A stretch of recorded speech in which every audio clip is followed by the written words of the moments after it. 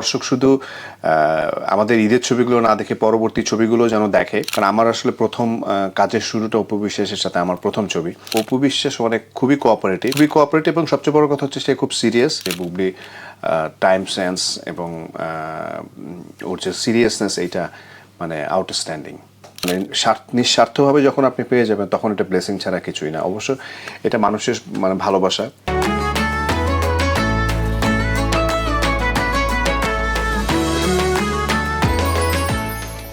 ত্যাগের মহিমায় উদ্ভাসিত হোক সবার জীবন। কালের কণ্ঠের পাঠক, দর্শক, বিজ্ঞাপনদাতা ও শুভানুধ্যায়ীদের জানাই পবিত্র ঈদ উল আজহার শুভেচ্ছা। ঈদ মুবারক। প্রিয় দর্শক, ঈদ মানে খুশি, ঈদ মানে আনন্দ, আর সেই ঈদের খুশি আনন্দের গল্প শোনাতে কালের কণ্ঠের ঈদ আড্ডায় আজকে হাজির হয়েছে নীরব হোসেন। কথা বলবো তার সাথে এবং জানবো তার ঈদের কি কি গল্প রয়েছে আপনাদের জন্য। ভাইয়া কেমন আছেন? খুব ভালো আছে, আলহামদুলিল্লাহ। ঈদ মোবারক। ঈদ মুবারক ভাইয়া। সেই সাথে জানতে চাই ভাইয়ার বরাবরের মতন প্রতি বছর ঈদ কিভাবে কাটে? ঈদটা তো মানে আসলে ডিপেন্ড করে সময়টার উপরে। আমার কাছে মনে হয় ছোটবেলার ঈদটা একরকম কাটতো, আর এরপরে যখন আরেকটু বড় হলাম তখন একরকম, আর এখন মানে এখনকার মতো কাটে। সো নর্মালি সকালে দেখা যায় নামাজ পড়ে, শাওয়ার টাওয়ার নিয়ে নামাজ পড়তে যাওয়া, নামাজ পড়ে গরু এবং ছাগলের সাথে সময় কাটানো। আমরা এবারও দেখেছি গরু এবং ছাগলের সাথে একটা ছবি সোশ্যাল মিডিয়ায় আপনার। হ্যাঁ, সো ওই সময়টায় আসলে দেখা যায় বাসার সবার ছোট আমি। সো এবং এটা বেশ কয়েক বছর ধরে আমাকেই এটা হ্যান্ডেল করতে হয় এবং আমাকেই টোটাল দায়িত্বটা নিতে হয়। সো এবারও এটা মানে তার ব্যতিক্রম না, এই তো। এবং তার পরবর্তীতে বাসায় মাংসগুলো নিয়ে রান্নার জন্য প্রিপারেশন করানো, তো এই তো মানে তারপরে খাওয়া দাওয়া। ছোটবেলার যদি এবার এটা যেহেতু কোরবানি ঈদ, তো ছোটবেলার কোরবানি ঈদের কোনো মেমোরিজ আমার দর্শকদের জন্য যদি শেয়ার করতে। ছোটবেলার একটা মেমোরি আছে আমার, সেটা হচ্ছে আমি অনেক ছোটবেলায়, সেটা হচ্ছে যে আমি আমার জীবনের প্রথমেই একবার কোরবানি ঈদ করতে গিয়েছিলাম এবং সেটা গ্রামের বাড়িতে, এবং ওইটাই আমার জীবনের প্রথম কোরবানি ঈদ। এবং মানে বেসিক্যালি প্রথম কোরবানি ঈদ না, এটা কোনো ঈদ আসলে আমার প্রথম ঈদ ছিল, যেটা গ্রামের বাড়িতে গিয়েছিলাম এবং সেটা আমার বাবার সাথে। এবং এরপর আসলে কখনো আর করা হয়নি, বাট এটা আসলে পরবর্তীতে করার কোনো পসিবিলিটিস নেই। তো ওইটাই আমার সবসময় মনে পড়ে যে একবার কোরবানি ঈদ করতে গিয়ে মানে শুধু আমি আর আমার বাবা গিয়েছিলাম, আর এরপর আসলে আর এটা হয়নি। এরপর কখনো মানে রোজার ঈদ বলি বা কোরবানি ঈদ বলি কখনোই যাওয়া হয়নি। এবার একটু সিনেমা প্রসঙ্গে যদি আমরা ফিরে আসি, সেই প্রসঙ্গে জানতে চাই ভাইয়ার সিনেমা আমাদের দর্শকদের জন্য আসতে চলেছিল এবারের ঈদে, সেটি কোনোভাবে আসেনি, এটার কারণটা কি যদি বলতেন? এটার বেসিক্যালি আমরা তো হুট করে ডিসিশন নিয়েছিলাম যে আমরা ঈদে রিলিজ করব। ইভেন সেটার জন্য যতটুকু প্রিপারেশন থাকা দরকার ছিল আমরা অতটুকু প্রিপারেশন নিয়েও শুটিং করছিলাম। যেমন আমরা লাইভ শ্যুট করেছি, লাইভ সাউন্ড দিয়ে শ্যুট করেছি, যেন কোন ডাবিংয়ের যেই জিনিসগুলো দরকার হয় সেই জিনিসগুলো যাতে অত হ্যাসেল না হয়। সো হ্যাসেল ফ্রি থাকার জন্য আমরা আমাদের shooting at a time, editing চলেছে এবং অ্যাট এ টাইম এই লাইভ সাউন্ড দিয়ে মিক্সিং করা চলেছে অ্যাট এ টাইম। কিন্তু বাট প্রবলেমটা হচ্ছে যে আমাদের ফাইনালি গিয়ে শুটিংটা আমরা শেষ করতে পারিনি।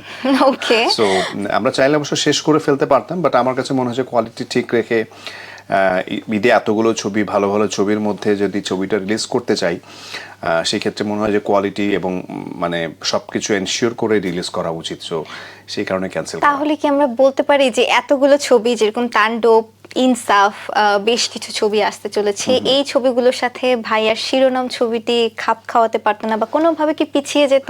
না, সেটার জন্য না, সেটা না। বেসিক্যালি আমি বললাম যে যেহেতু ভালো ছবি দেখছে, এবং সবচেয়ে বড় কথা হচ্ছে যে দর্শকদের কথাও চিন্তা করতে হবে। দর্শকরা যখন ঈদে এসে একটা ছবি দেখবে, সেক্ষেত্রে তাড়াহুড়ো করে শুটিং শেষ করে এবং সেটা এডিটিং, ডাবিং, কালার, মিউজিক, মানে হয় কি শুটিংয়ের পরবর্তী অনেকটুকু সময় আছে যেটা মানে শুটিং শেষ হয়ে যাওয়ার পরে ওইটার প্রতি কনসেন্ট্রেশনটা দিতে হয়, বাট ওই সময়টা আসলে ছিল না। আমার কাছে মনে হয় 10-15 দিন সময় সেটার জন্য খুবই অল্প সময়, এবং মানে সবগুলোর সাথে ফাইট করা প্লাস দর্শকদের চাহিদা অনুযায়ী কাজ করাটা অনেক ইম্পর্টেন্ট। কারণ দর্শক এখন অনেক বেশি স্মার্ট। দর্শক এখন যারা হলে গিয়ে ছবি দেখছে, তারা মানে আপনি তাদেরকে মানে যে কোনো ছবি দিবেন আর তারা হলে গিয়ে ছবি দেখবে, এটা হবে না। ডেফিনেটলি তাদেরকে তাদের টেস্ট অনুযায়ী দিতে হবে। এই বিষয়ে দর্শক প্রসঙ্গ যেহেতু চলেই আসলো, দর্শকরা কিন্তু এখন অনেক বেশি হলমুখী হয়েছে। আমরা দেখেছি বাংলা সিনেমাকে প্রচন্ড ভালোবাসছে। এই বিষয়টি আপনার কাছে কেমন লাগছে? না, অবশ্যই সেটা তো ডেফিনেটলি আমাদের চলচ্চিত্রের জন্য খুবই পজিটিভ, কারণ আমরা শুধুমাত্র ঈদ কেন্দ্রিক যে ছবিগুলো কম্পিটিশন বেসড করছি সেটাতে দর্শক অনেক দেখছে, এবং সাথে সাথে বিগত রোজার ঈদেও যখন আমরা দেখেছি অনেক দিনের একটা সরকারি ছুটি ছিল, এবারও প্রায় 10 দিনের সরকারি ছুটি পেয়েছে। সো সব মিলে সবাই এনজয় করছে। বাট আমার কাছে আমার মনে হয় যে দর্শক শুধু আমাদের ঈদের ছবিগুলো না দেখে পরবর্তী ছবিগুলো যেন দেখে। কারণটা হচ্ছে ছবি মানে এটা আমাদেরই চলচ্চিত্র, আমরা হয়তো ঈদের সময় এত টানাটানি না করে আমরা অন্য ছবিগুলো বা অন্য যে অকেশনগুলো আছে সেইগুলো যদি যখন রিলিজ করব, দর্শকদেরও উচিত তখন আসলে আমাদের হলে গিয়ে ছবি দেখা। এর পাশাপাশি আরেকটা প্রশ্ন, এটা আমার দর্শকদের, যে ভাইয়াকে অপু বিশ্বাসের সাথেও দেখা যায়, বুবলি আপুর সাথেও দেখা যায়, সমানভাবে কাজ করছেন সবার সাথে। এই বিষয়টি মানে আপনি যদি বলি যে অপু বিশ্বাস, বুবলি, এদের দুজনকে সাইডে রেখে যদি নাম্বারিং করতে বলি, 10-এ কাকে কত দিবেন যদি জানতে চাই? আমি তো আমার সবাইকে আমি 10-এ 10 দেবো, কারণ হচ্ছে যে আমার যখন ছায়াবৃক্ষ যে ছবিটা করেছিলাম সেটা হচ্ছে যে বন্ধন বিশ্বাস পরিচালিত, এবং সেই ছবিটায় আমার ডিরেক্টর বললো যে এখানে আসলে অপু বিশ্বাসকে নিয়ে আমরা কাজটা করব, আপনি আর অপু বিশ্বাস পরে। আমি বলছি ওকে ঠিক আছে, কোনো সমস্যা নেই। এবং কারণ আমার আসলে প্রথম কাজের শুরুটা অপু বিশ্বাসের সাথে, আমার প্রথম ছবি। সো এর পরবর্তীতে আমরা যেই ছবিটা বুবলির সাথে শুরু করলাম, ক্যাসিনো, এবং সেটাও শাকিব ভাইয়ের পরে প্রথম চলচ্চিত্র, মানে শাকিব খান ছাড়া বুবলির প্রথম ছবি ছিল আমার সাথে। সো আমার কাছে মনে হয় যে গল্পের জন্য আসলে যেটা প্রয়োজন, মানে যাকে প্রয়োজন, মানে ক্যারেক্টারের সাথে যাকে দেখতে মনে হবে যে হ্যাঁ এই ক্যারেক্টারটা তার জন্য, তাকে নিয়েই আমরা ছবি করব। এবং অবশ্যই একজন কো আর্টিস্ট বা একজন কো অ্যাক্ট্রেস মানে সেটা ভালো না হলে বা 10-এ 10 না পেলে তো আসলে কাজ করাটা ঠিক হবে না। যদি জানতে চাই দুজনের দুটি ভালো দিক এবং খারাপ দিক, আমার দর্শকদের জন্য কোনটি এই মুহূর্তে মনে পড়ছে? শুটিং করতে গিয়ে তো অনেক সময় অনেক মুহূর্ত ঘটে, তো সেইগুলো যদি প্রথমে কাটতে বলবো। অপু দিকটা শুনি প্রথমে। অপু বিশ্বাস অনেক খুবই কোঅপারেটিভ এবং খুবই কোঅপারেটিভ, এবং সবচেয়ে বড় কথা হচ্ছে সে খুব সিরিয়াস। আর আরেকটা জিনিস হচ্ছে খুব চঞ্চল, এবং মানে হাসতে খেলতে খেলতে কখন শুটিং শেষ করে যায় দেখা যায়। খুব জলি মাইন্ডের। আর এরপরে যদি বুবলি আপুর একটা ভালো সাইড আপনার কাছে বুবলি খুবই পাঞ্চুয়াল, এবং আমার কাছে মনে হয় যে শুধু আমি না, ইন্ডাস্ট্রির যারা বুবলির সাথে কাজ করেছে সবাই বলবে যে বুবলি টাইম সেন্স এবং ওর যে সিরিয়াসনেস এইটা মানে আউটস্ট্যান্ডিং। এবার যদি আরেকটু পিছনের দিকে আমরা চলে যাই, কিভাবে সিনেমা জগতে আসা হলো, বা কিভাবে আমরা অনেক অ্যাডে দেখেছি আপনাকে, এই যে মানে অভিনয়ের সাথে যুক্ত হতে চাওয়ার যে ইচ্ছাটা কিভাবে আসলো? অভিনয়ের সাথে যুক্ত হওয়ার ইচ্ছাটা মানে ছোটবেলা থেকে কি ইচ্ছাটা ছিল? না, ছোটবেলা থেকে কোনো ইচ্ছা ছিল না। ব্যাপারটা হচ্ছে যে আমি মডেলিং থেকে আসা, এবং মডেলিং এর থেকে আসার পরেই তো আসলে স্টেপ বাই স্টেপ একটা একটা করে কাজ করা। মডেলিং এর সময় আমি মানে মডেলিং এর আগে আমি আমার যখন এলাকা আমার কাফরুলে আমি থাকতাম, মানে এখনো আছে বেসিক্যালি।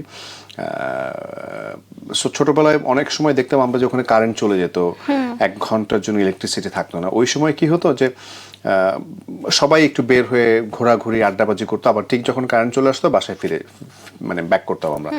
সো ওই সময়ে একটা সময় এসে আমাদের এলাকায় কারেন্ট চলে গেল, আমি হাঁটতে হাঁটতে হাঁটতে হাঁটতে আমার একটু ভেতরের দিকে গেলাম, তখন হুট করে কারেন্ট চলে আসছে। বাট আমরা গল্প করতে করতে, আমি আর আমার একটা ফ্রেন্ড ছিল ডেভিড, কারেন্ট চলে আসে। আমরা ব্যাক করার সময় হঠাৎ করে আমি ডেভিডকে বললাম, দোস্ত তোর বাসায় একটু যাবো, পানি খাবো, পানি খেয়ে তারপর ব্যাক করবো। পরে বললো ঠিক আছে চল। পরে আমি গিয়ে ডেভিডের ড্রয়িং রুমে গিয়ে বসলাম। ড্রয়িং রুমে বসার পরে হঠাৎ করে আমি মানে ঘুরে ঘুরে দেখতে দেখতে আমি ডেভিডের ছবি দেখি, মানে আমি দেখি বেশ কয়েকটা ছবি ওর বাসায় মানে ফ্রেম করে বাঁধানো। পরে আমি ওকে বললাম, মানে আমি দেখে আসলে বোঝার চেষ্টা করতেছি যে এগুলো আসলে কিসের ছবি। পরে ডেভিড ঢোকার পর আমি বলছি, ডেভিড আচ্ছা দোস্ত এটা কার ছবি? বলে আমার ছবি। আমি একবার ছবির দিকে তাকাই, একবার ওর দিকে তাকাই, একবার ছবির দিকে তাকাই, একবার ওর দিকে তাকাই। পরে আমি বলছি না এটা তো তুই না, এটা তোকে তো অনেক সুন্দর লাগতেছে। পরে বলতেছে দোস্ত আমি এটা মডেলিং করার জন্য ছবি তুলেছি। পরে আমি বললাম যে আচ্ছা তুই যদি মডেলিং করার জন্য ছবি তুলে তোকে যদি এমন লাগে তাহলে তো আমাকে আরো ভালো লাগবে, আমিও ছবি তুলবো। সো এইভাবে করে বেসিক্যালি শুরু, এবং এরপরে ডেভিড আমাকে বেশ কয়েকটা জায়গায় নিয়ে যায়, এবং ডেভিডের সাথে সাথে আমিও মানে খুব ইন্টারেস্ট নিয়ে যাই, এটাই শুরু আর কি। মানে দুই বন্ধুর গল্প থেকে আজকে এরকম সুপারস্টার হয়ে গিয়েছেন, এরকম কিছু মানে সেই আমার ছোট্ট একটা গল্প থেকে। মানে আমার মানে ওইটা আসলে খুবই হাসতে খেলতে খেলতে, কারণ আমার কাছে মনে হয় যে গল্পটার এটা মানে গল্প মনে হয় এখন, বাট ওইটা আসলে কোনো গল্প ছিল না, এটা খুবই একদম আমাদের মানে দৈনন্দিন জীবনে যে মানে চলাফেরার যে গল্প থাকে সেটাই। এবং ভালো লাগে এই সময় ডেভিডের সাথে আমার এখনো কথা হয়, ডেভিড আমার খুব ক্লোজ ফ্রেন্ড, আমরা একই এলাকায় থাকি, এই তো। সেই সময়ে তো মানে তারপরে যখন এই চান্সটা পেলেন মডেলিং এ, তো তখন মানে কিরকম মনে হলো? সেই আপনার ফ্রেন্ডের কাছ থেকে কোনো গুড উইশেস পেয়েছিলেন কিনা? যে না, অলওয়েজ ও আমার খুবই খুবই কাছের, এবং এখনো যখন দেখা হয় তখন আমরা এলাকায় বসে বসে আড্ডা দিই, অনেকক্ষণ গল্প করি, কারণ অনেকদিন পর পর দেখা হয়, সবাই ব্যস্ত, ও ব্যস্ত আমিও ব্যস্ত। সো মানুষের ব্যস্ততার মধ্যেও যতটুকু সময় হয় না, দেখা হলে অনেকটুকু সময় চাই যে গল্প করে সময়টাকে আবার মানে পিছনে নিয়ে যাওয়া যেতে। আমি যতটুকু জানি নীরব ভাই মানে এখন স্টিল নাও ক্যারিয়ারের অনেকগুলো বছর পার করে ফেলেছেন, মেয়েদের কিন্তু এখনো ক্রাশ হয়ে রয়েছেন, এখনো কি প্রেমের প্রস্তাব পাওয়া হয়?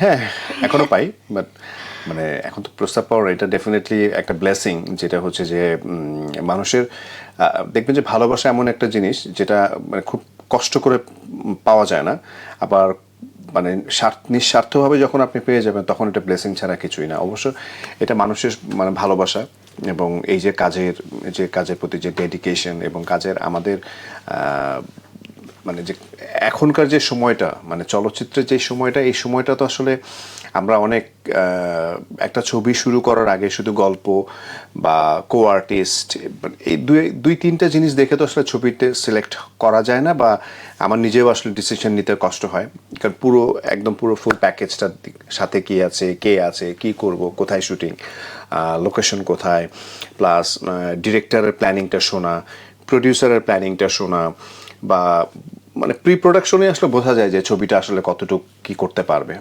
তো মানে ওই যে ইনভলভমেন্টটাই থাকতে চাই, এবং থেকে কাজ করলে আমার কাছে মনে হয় যে আমাদের ইন্ডাস্ট্রিতে যেই কয়টা ভালো ছবি মানে মানে মানুষের মুখে মুখে আছে, সেগুলো দেখবেন যে অবশ্যই প্ল্যানিং এবং যে কাজের ব্যাক স্টোরিগুলো অনেক ভালো। সো এই ব্যাক স্টোরিগুলো ভালো থাকলে কি হয়, মানুষের কাছাকাছি পৌঁছানো যায় এবং মানুষের ভালোবাসা পাওয়া যায়। এমন কোনো মেমোরিজ এই মুহূর্তে আমার দর্শকদের জন্য মনে পড়ছে কিনা, এই যে কোনো ফ্যানের কোনো পাগলামি যেটা আপনার এখনো মনে আছে, যদি শেয়ার করতাম। নতুন সেনোরা, গাইনোকোলজিক্যাল সোসাইটি দ্বারা স্বীকৃত নিরাপদ ও সুগন্ধিমুক্ত স্যানিটারি ন্যাপকিন সেনোরা। ফ্যানের পাগলামি না, আমার মানে মানে আমার এক বিজ্ঞাপনের শুটিংয়ে এই জাস্ট এটা রিসেন্ট ঘটনা, সেটা হচ্ছে একটা শুটিংয়ে যাব, তখন আমার কল টাইম হচ্ছে বিকেলে। তো আমাদের এক ডিরেক্টর, আমার খুব পছন্দের একজন ডিরেক্টর, তার এডি আমাকে ফোন করে বললো যে ভাইয়া আপনার কল টাইম কিন্তু 4টায়। আমি বললাম যে আচ্ছা। না, প্রথমে আমাকে ফোন করে বললো যে ভাই আমি ওনার এডি, আজকে আমাদের সাথে মানে আপনার শুটিং। আমি বলছি হ্যাঁ আমি জানি, আমি আসছি। পরে বলে ভাইয়া লোকেশনটা কি দিব কিনা, লাইভ লোকেশনটা পাঠাবো, লোকেশনটা শেয়ার করবো। তখন আমি একটু কনফিউজ হয়ে গেলাম যে কেন লোকেশন পাঠাবে, কেন? আমি বলছি লোকেশন কি চেঞ্জ হলো কিনা। পরে আমি বললাম যে শুটিং লোকেশন কোথায়, এফডিসিতে না? বললো হ্যাঁ।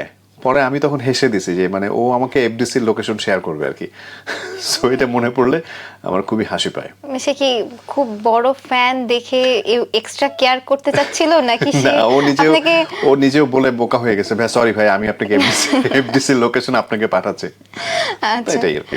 এছাড়া যদি ডিরেক্টর প্রসঙ্গ আসলো, ডিরেক্টরদের মধ্যে এই মুহূর্তে সবথেকে পছন্দের ডিরেক্টর কে নীরবের?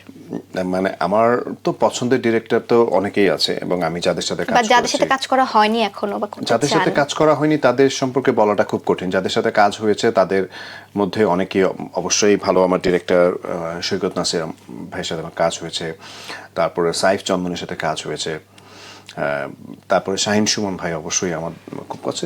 এরকম বলতে গেলে আরো অনেক বলতে হয় আর কি। এছাড়াও আমরা দেখি যে ভাইয়ার যে কো আর্টিস্ট বলেন বা ফিল্মের অনেক মানুষের সাথে বন্ধুত্বপূর্ণ সম্পর্ক এখনো ধরে রেখেছেন, যাদের সাথে শুরু ছিল, ক্যারিয়ারের শুরুটা ছিল। এই যে লং টাইম জার্নি, আমরা কিন্তু জানি যে কিছু না কিছু হলেই আমাদের সম্পর্কটা নষ্ট হয়ে যায়, বিশেষ করে আর্টিস্টদের, এটা জেলাসি থেকে হোক বা মানে ওর থেকে বেটার কাজ করব এটা এই জায়গা থেকে হোক। কিন্তু ভাইয়া কিভাবে সম্পর্কগুলো মেনটেন করেন? সম্পর্ক আসলে আমার মনে হয় যে মেনটেন করার কথা চিন্তা করলে তখন আসলে সম্পর্কগুলো থাকে না। আমার যেটা হচ্ছে যে দিন শেষে সম্পর্ক হোক বা দিন শেষে জেলাসি হোক, এইগুলো আসলে কোনো ম্যাটার করে না। দিন শেষে ম্যাটার করে কাজটা, যে কাজ দিয়েই ওর সাথে আমার সম্পর্ক, আবার কাজ দিয়েই কিন্তু আমার সাথে ওর কম্পিটিশন। সো কম্পিটিশনটা ফাইনালি যদি বলি সেটা হচ্ছে আসলে কম্পিটিশনটা নিজের সাথে নিজের। সো নিজের এই জায়গাটায় আমি এর আগে যে কাজটা করলাম সেই কাজের থেকে পরবর্তী যে কাজটা করবো সেটা গ্রাফটা একটু ভালো হতে হবে, এবং শুধু গ্রাফটা না, সব কিছু আনুষঙ্গিক আশেপাশে যেগুলো রিলেটেড, মানে মুভিটার সাথে বা যেই কাজটার সাথেই হোক, এগুলো আস্তে আস্তে করে ইমপ্রুভ হলে আমার মনে হয় যে এই সম্পর্কগুলো আপনা আপনি তৈরি হয়ে যায়। আর অবশ্যই যেটা হচ্ছে যে মানে জেলাসির জায়গাটা তো থাকার প্রশ্নই আসবে না, কারণ আপনি দেখবেন যে জেলাসিটা আসলে কাজের সাথেই থাকা উচিত, মানে কাজের প্রতি কাজে কম্পিটিশন থাকলে ভালো কিছু হবেই। এবার যদি জানতে চাই কোন কো আর্টিস্টের সাথে কাজ করার ইচ্ছা এখনো রয়েছে, যার সাথে কাজ করা হয়নি? Care Advani. Okay, in future কি আমার দর্শকরা দেখবে? আমারও স্বপ্ন আছে। ওকে, আশা করি দেখবে। এর পাশাপাশি জানতে চাই নীরব হোসেনের পছন্দের হবি কি, যেটা এখনো আমার দর্শকরা জানে না। সব আমি জানা কিনা জানি না, বাট আমার আড্ডাবাজি করা এটা অনেক বেশি। এটা ছাড়া এটা জানে, এটা মোটামুটি সবাই জানে। হবি যেটা হচ্ছে ছোটবেলায় স্ট্যাম্প কালেকশন করতাম, ওকে, তারপরে ক্রিকেট খেলতাম, ফুটবল খেলতাম, তারপরে মানে তো খেলাধুলা নিয়ে থাকতাম। বাট এখন তো আসলে এগুলো হবি না, কারণ এগুলো আসলে এখন তো সময় অবসর সময়ে মানে আড্ডাবাজি ছাড়া কোন কাজটি করে নীরব হোসেন? অবসর সময় আড্ডাবাজি ছাড়া মানে মুভি নিয়ে আসলে মুভি রিলেটেড জিনিসপত্রগুলো দেখা, মানে ছবি দেখার একটা ইয়ে তৈরি বা দেশের করা। বাইরে ঘুরতে চলে যাওয়া, এটা কি মানে ঘুরতে যাওয়া তো অভ্যাস না, মানে ইয়ে না, মানে হবি না। আচ্ছা, সেটা হচ্ছে কাজের ক্ষেত্রে বা কাজের কারণে তো যেতেই হয়, কাজের বাইরে যাওয়া হয় না? কাজের বাইরে যাওয়া হয় না। আর এমনি ঘুরতে গেলে তো সেটা হয়। যেমন আমি গতবার মানে গত লাস্ট ইয়ারে আমি চিন্তা করে মানে হিসেব করে দেখলাম যে আমার প্রায় 4.5 মাস আমি দেশের বাইরে ছিলাম। সো তো এটার পর কি বাসা থেকে কিছু বলে না, মানে না, আমি তো কাজের জন্যই যাই আচ্ছা, বেসিক্যালি। কাজটা থাকলে তখন আর সেটা নিয়ে কোনো প্রবলেম নাই। আচ্ছা, এর পাশাপাশি যদি জানতে চাই এই ক্যারিয়ারের শুরু থেকে পারিবারিক সাপোর্টটা ছিল? হ্যাঁ, মানে অবশ্যই সেই সাপোর্টটা তো অলওয়েজ পেয়েছি, এবং সেটা হচ্ছে আমার সেই প্রথম ফটোশ্যুট থেকে শুরু করে এখন অবধি পাই। এবং মানে হয় না যে অ্যাপ্রিসিয়েশন না থাকলে দিন শেষে যখন বাসায় যাবেন, বাসায় ব্যাক করার পরে সেই মানে ভালো মন্দটাও কিন্তু সেখান থেকে আপনি পাচ্ছেন, যে কোনটা ভালো লাগলো, কোনটা খারাপ লাগলো, বা কোন কাজটা আরেকটু এখানে বেটার হওয়া উচিত। ছোটোখাটো যে ইনপুটগুলো, এগুলো অনেক ইম্পর্টেন্ট। মানে আপনার আশেপাশের মানুষ হয়তো আপনাকে সামনাসামনি অনেক সুন্দর কথা বলছে, বা আপনারই খুবই কাছের মানুষ মানে আপনার মানে অনেক সূক্ষ্ম একটা ফল্ট ছিল বা সূক্ষ্ম একটা কারেকশন আপনি চাইলে আরো ভালো হতো, সেই কাজগুলো বাসার মানুষ বা একদম কাছের মানুষ বা আপন যেই মানুষ আপনাকে নিয়ে চিন্তা করে, সেই কাজগুলো মানে তাদের মানে সেই আউটপুটগুলো সেখান থেকে পাওয়া যায়। এর পাশাপাশি আবারও যদি আমরা আপনার মুভিটি সম্পর্কে ফিরে আসি, সেই মুভির শুটিং চলাকালীন কোনো মুহূর্ত, এই মুহূর্তে কি আমার দর্শকদের সাথে শেয়ার করা যায় কিনা? কোন মুভির শিরোনাম, যেটি শিরোনামের কাজ তো অনেকদিন করলাম, এবং হঠাৎ করে যখন আমরা রিলিজের প্ল্যানিংটা পেছালাম, সো সেখানকার তো অনেক স্টোরি, এবং এমন কোন স্টোরি যেটা এই মুহূর্তে শেয়ার করা যায়, যেহেতু মুভি নিয়ে আমরা বলি না, যেহেতু দেখেনি এখনো দর্শকরা। বেসিক্যালি হয় কি, যেটা হচ্ছে শুটিং মানেই তো মানে প্রত্যেকটা সেকেন্ডই হচ্ছে স্মরণীয়। একদম। তো সকালে শুটিংয়ে যাচ্ছি, সেটাও একটা মজার একটা এক্সপিরিয়েন্স, এবং এটা একটা ভালো লাগা। এবং এই শুটিংয়ে গিয়ে বাট আমাদের শুটিংয়ে যেটা মজার ব্যাপার হয়েছে সেটা হচ্ছে আমরা খুব সুন্দর সুন্দর লোকেশনে শুটিং করেছি, এবং এই শুটিংগুলোতে যেটা হয় যে কাজ করতে গিয়ে আমাদের শুটিংয়ের যারা আছে তারা তো অনেক এনজয় করে, এবং সেটা খুবই এক্সাইটেড হয়ে কাজ করে। এবং আমাদের এই ছবিটাতেও কাজ করতে গিয়ে আমাদের ডিরেক্টর বা মানে অনেক বিশ্বাস যে ছবির আমাদের ডিরেক্টর, ওর সাথে আমার এটা নিয়ে অনেক বেশি কথোপকথন, অনেক বেশি গল্প, এবং আমরা প্রায় দেড় বছর না, বেসিক্যালি 2 বছর ধরে স্ক্রিপ্টিংটা দেখছি। তো অনেক আর আমি মানে একদম হয় কি মনে হয় যে প্রত্যেকটা ওয়ার্ডও মানে কোথাও দাড়ি কমা সেটাও আমরা জানি। সো মানে কাজের ক্ষেত্রে আমরা শুটিং স্পটে গিয়েও আমাদের এই আলোচনাগুলো বা কোন পয়েন্টে কাজ করছে না করছে সেই ছোটখাটো বিষয়গুলো আমরা অনেক এনজয় করি, এবং আমার মনে হয় যে এই জিনিসটাই দর্শক হলে গেলে এটা দেখবে আর কি। লম্বা সময়ের একটা প্ল্যানিং এই সিনেমাটি আমরা বলতেই পারি তাহলে। অবশ্যই। এর পাশাপাশি আর অন্য কোন কোন সিনেমাগুলো সামনের দিনগুলোতে আমার দর্শকরা দেখবে? অনন্য মামুন পরিচালিত একটি ছবি করছিলাম, সেটা হচ্ছে বাংলাদেশ এবং ইন্ডিয়া যৌথ প্রযোজনার, নাম হচ্ছে স্পর্শ। মানে বাংলাদেশ থেকে ডিরেক্টর হচ্ছে অনন্য মামুন, আর ওখান থেকে হচ্ছে অভিনন্দন দত্ত। ছবিটার শুটিং আমরা কলকাতায় বেশ কিছুদিন করেছি, আর আমি আর ঋতুপর্ণা, আর বাংলাদেশ থেকে একজন নায়িকা ছিল আরিয়ানা জামান, এবং অনেকটুকু শুটিং শেষ, বাট বাকি যে পোর্শনটুকু শুটিং আছে আমার কাছে মনে হয় যে এটা খুব রিসেন্টলি আমরা মানে চুল গেট আপ টেটআপের কারণে ঠিক করে ফেলে আমরা শুটিং শেষ করে ফেলবো, এবং খুবই সুন্দর একটি গল্প। এবং ঋতুপর্ণার কথা না বললেই তো নয়, যে অসাধারণ অ্যাক্ট্রেস, তার সাথে কাজের যে এক্সপিরিয়েন্স সেটা অসাধারণ। আর এটা একটু ডিফারেন্ট, অন্য টাইপের গল্প, মানে একটু। এই গল্পটি যখন আপনার হাতে আসে তখন কোন বিষয়টি দেখে আপনার মনে হলো যে না, এই চরিত্রটি আমার করা উচিত? না, আমার আসলে চরিত্রের চেয়ে আগে যেটা মাথায় এসেছিল যে মামুন ভাইয়ের সাথে আমার কাজের এক্সপিরিয়েন্সটা, আগে দুটো কাজ হয়েছিল, সেটা হচ্ছে কসাই, এবং আরেকটা কাজ করেছিলাম আমি আর মিথিলা, সেটা হচ্ছে অমানুষ। সো এর পরবর্তীতেই এই ছবিটা নিয়ে আলোচনা হয়, এবং মামুন ভাই গল্পটা নিয়ে যখন আমার সাথে শেয়ার করে, গল্পটা খুবই ইন্টারেস্টিং ছিল, এবং এই গল্পটা নিয়ে মামুন ভাইয়ের কাজ করার আগের থেকে প্ল্যানিং ছিল যে আমরা এই কাজটা করব, এবং সেটা হুট করেই চলে আসে। বাট সেই ক্ষেত্রে অবশ্যই সেটা বাংলাদেশ ভারত যৌথ প্রযোজনা, অবশ্যই সেটা মনে হয়েছিল যে একটা মানে বড় পরিসরে হতে যাওয়া, প্লাস ঋতুপর্ণা কাজ করা, তো সবকিছু মিলে আসলে আমার কাছে এটাকে অ্যাট্রাকটিভ মনে হয়েছে। সবকিছু মিলে আমার দর্শকদের জন্য তার বিশাল একটা ধামাকা আসতে চলেছে। হ্যাঁ, এটা একটা। আর হচ্ছে আমি সাইফ চন্দন পরিচালিত একটি ছবি অলরেডি ডান করেছি, সেটা হচ্ছে কয়লা, আমি আর বুবলি। সেটাও কিছুদিন ডাবিং আর কিছু পোস্ট প্রোডাকশনে বেসিক্যালি কাজ বাকি, ওই কাজটা শেষ করে সেটাও রিলিজের প্ল্যানিং চলবে। এই ছবিটির চলাকালীন কোনো মুহূর্ত দর্শকদের সাথে যদি শেয়ার করতেন, কয়লা সিনেমা শুটিং বুবলি আপুর সাথে খুব মানে কোনো ফানিয়েস্ট গল্প না, অনেক ভয়ঙ্কর একটা ইয়ে ছিল। সেটা হচ্ছে যে আমি অনেক রাতের বেলা একবার শুটিং করতে গিয়ে সেই শীতের মধ্যে একটা ওই পুকুরের মধ্যে নামতে বলেছিল।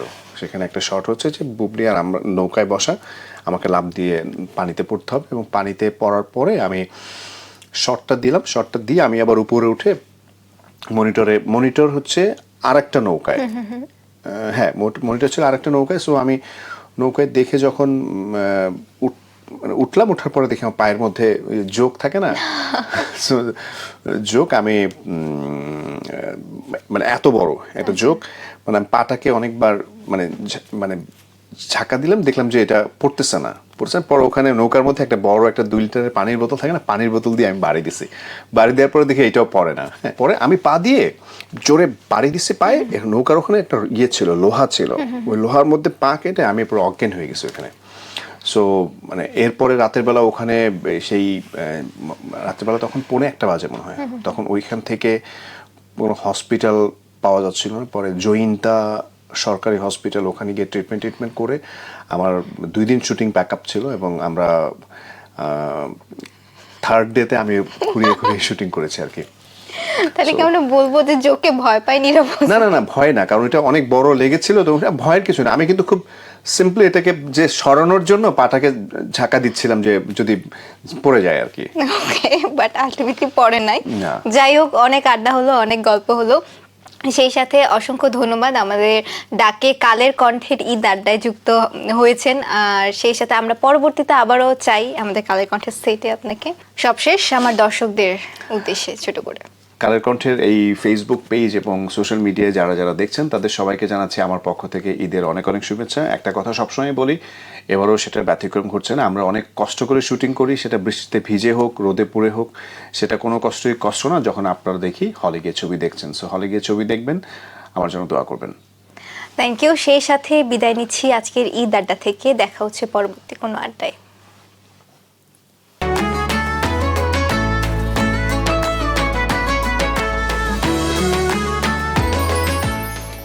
ত্যাগের মহিমায় উদ্ভাসিত হোক সবার জীবন। কালের কণ্ঠের পাঠক, দর্শক, বিজ্ঞাপনদাতা ও শুভানুধ্যায়ীদের জানাই পবিত্র ঈদ উল আজহার শুভেচ্ছা। ঈদ মুবারক।